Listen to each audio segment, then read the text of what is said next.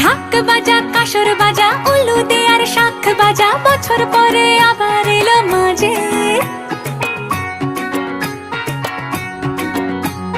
পুজো পুজো গন্ধ নিয়ে নতুন গানের ছন্দ নিয়ে